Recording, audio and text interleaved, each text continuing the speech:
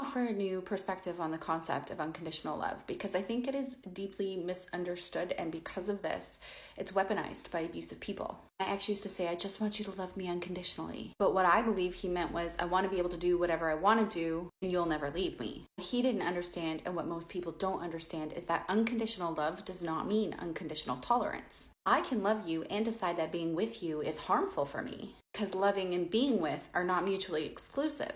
Also, unconditional love is a process that happens within the self. It doesn't come from external sources. Unconditional love exists first and foremost as unconditional self-love. So unconditional love is loving someone without strings attached. It's altruistic loving. The only way to get to that state is through enlightenment. Enlightenment is when you have fully released your ego, when you've released the stories that drive you to control or doubt or fear.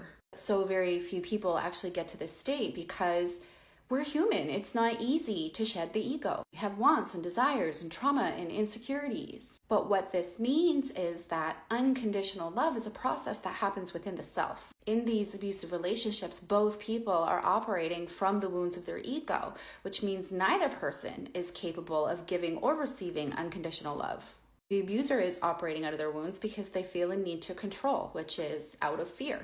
The victim is also operating from their ego because they're afraid to leave, or they're afraid to be alone, they're afraid of losing them, they're afraid of not loving them unconditionally. And maybe you're aware, maybe you can say, yeah, I have a trauma bond, or you might be completely unaware. You might have no idea that the person in front of you is a reflection of how you actually feel about yourself.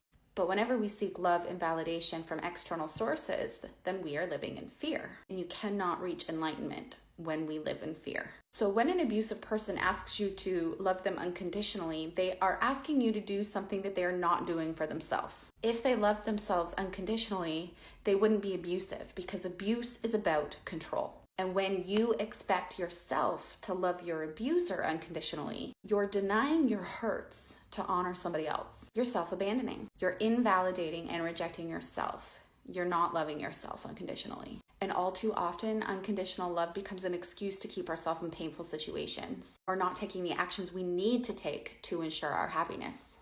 We all come into this world as pure positive energy. We come in vibrating at the frequency of love, but we cut our connection off to it because of the demands of society. We build all of these walls and resistance that stop love from coming in. So because we've cut off our access to unconditional self-love, we spend our time searching for it in other people. Our job isn't to find love outside of ourselves, but to reconnect to the love that exists by removing all the barriers we've put in place to resist it, all the doubt, all the fear, all of the stories. So having boundaries represents unconditional love, because unconditional love exists within the self.